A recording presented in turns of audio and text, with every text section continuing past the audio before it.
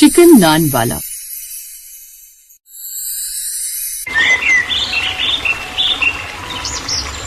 सुधीर अपनी बीवी प्रियंका के साथ बेलापुर गांव में रहा करता था।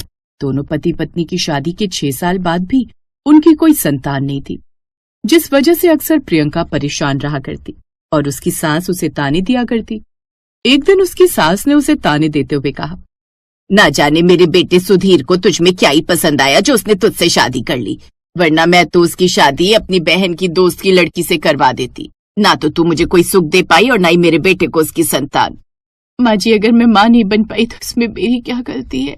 गलती तेरी नहीं हमारी है, जो तुझे बहू के रूप में स्वीकार कर लिया। मेरे बेटे का चिकन का काम बढ़िया चलता है, लेकिन बस तेरी वजह से वो 4 लोगों में मात खा जाता है और समाज में उसकी बदनामी होती है और मेरी भी। सुधीर का चिकन नान का काम बहुत अच्छा चलता था। वो बहुत ही बढ़िया बटर चिकन नान बनाकर बेचा करता और उसके ठेले पर ग्राहकों की भीड़ लगी रहा करती थी। लेकिन उसका घर बिल्कुल भी बढ़िया नहीं चल रहा था, क्योंकि उसकी माँ और बीवी की बिल्कुल नहीं पटती थी। एक दिन सुधीर ने अपनी बीवी को शहर के अस्पताल के बाहर ले जाकर कहा, चलो प्रियंका, आज मैं तुम्हें माँ के तानों से हमेशा के लिए छुटकारा दिलाने के लिए यहाँ लेकर आया हूँ। ये आप कैसी बातें कर रहे हैं? यहाँ पर हमें कैसे छुटकारा मिल सकता है माँ जी के तानों से? जिसके बाद सुधीर अपनी पत्नी प्रियंका को शहर की फेमस डॉक्टर के बारे में बताता है।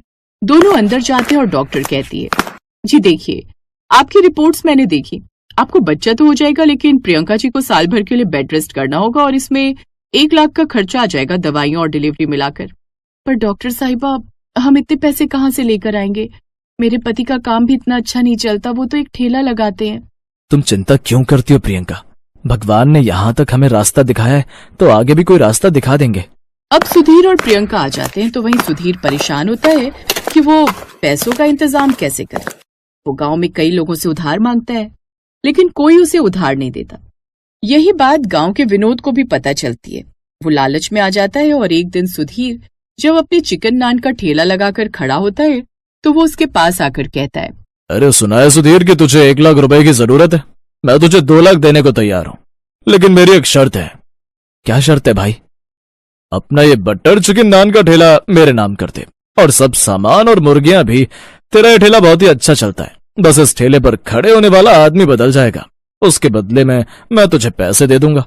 अब तू देख ले, तुझे संतान चाहिए या काम? अब सुधीर के पास कोई चारा नहीं था। वो अपना ठेला विनोद को सामान सहित बेच देता है और अपनी बीवी का इलाज शुरू करवाता है, जिससे अब उसकी बीवी और माँ दोनों खुश थे, क्योंकि उसकी बीवी कुछ ही हफ्तों में गर्भवती हो जाती है। अब सुधीर खुद बहुत ज्यादा अपना काम न होने की वजह से परेशान था।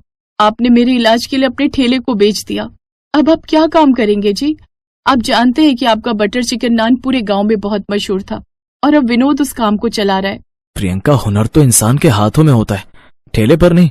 तुम देखना, वो कभी भी मेरे जैसा अच्छा बटर चिकन नहीं बना पाएगा। और सच में ऐसा ही होता है। विनोद के ठेले पर जो भी ग्राहक आता था, विनोद उनसे बदतमीजी से बात करता और उसने बटर चिकन नान के दाम भी बढ़ा दिए थे। भैया 1 प्लेट बटर चिकन नान तो लगा देना। ठीक है भाई साहब, 150 लगेंगे। पर सुधीर भाई तो 100 लिया करते थे। अरे सुधीर गया, दाम गए, अब 150 का ही मिलेगा। लेना है तो लो, वरना भीड़ कम करो यहाँ से। एक दिन सुधीर जब नए काम की तलाश में जा रहा था तो उसे उसके 2 पुराने ग्राहक रास्ते में रोक लेते हैं। अरे सुधीर भाई, आपने तो हमारे साथ धोखा कर दिया यार। हमें नहीं पता था कि आप अपना ठेला और अपना काम उस विनोद को बेच देंगे।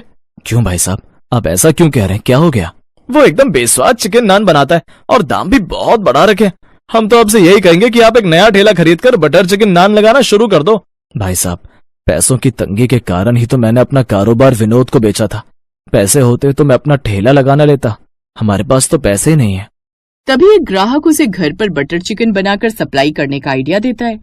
सुधीर कुछ दिन घर पर बटर चिकन नान बनाकर ग्राहकों को उनके घर साइकिल पर सप्लाई करता है और कुछ दिनों के बाद वो एक किराए पर टूटा हुआ ठेला लेकर अपना बटर चिकन नान का ठेला लगा लेता है।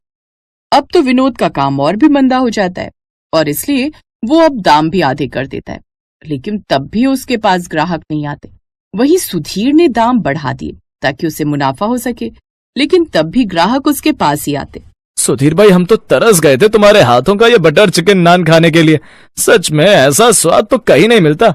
ये देख विनोद को बड़ी ज्यादा जलन होती है। तभी विनोद सुधीर के ठेले पर आता है और उसे धमकाते हुए कहता है, सुधीर, तूने मेरे साथ छल किया है। तूने मुझे अपना ठेला और काम बेचा था, तो तू मेरे ठेले के आगे अपना ठेला कैसे लगा सकता है? मैंने तुझे इस चीज के 2 लाख दिए थे, या तो मेरे पैसे वापस कर या अपना ठेला हटा। कैसी बात कर रहे हो भाई? मैंने तुम्हें अपना सारा सामान, सारी मुर्गियां और ठेला दे दिया। अब मैं नए सिरे से अगर अपना काम कर रहा हूं तो इसमें तुम्हें क्या दिक्कत है?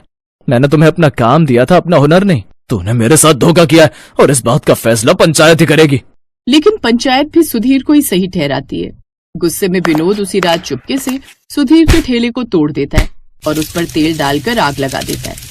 लेकिन इसमें उसके हाथ भी झुलस जाते हैं, जिससे अगले दिन सुधीर को उस पर शक हो जाता है और वो पुलिस के साथ उसके घर जाता है, जहां वो विनोद के दोनों हाथ देखता है जो कि जले हुए रहते हैं, और फिर उसे पुलिस के हवाले कर देते हैं।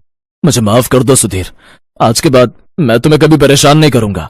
सुधीर से 2 लाख वापस भी नहीं मिलेंगे और उसका ठेला और उसका सारा सामान वापस कर देना। साहब, आपका बहुत बहुत शुक्रिया।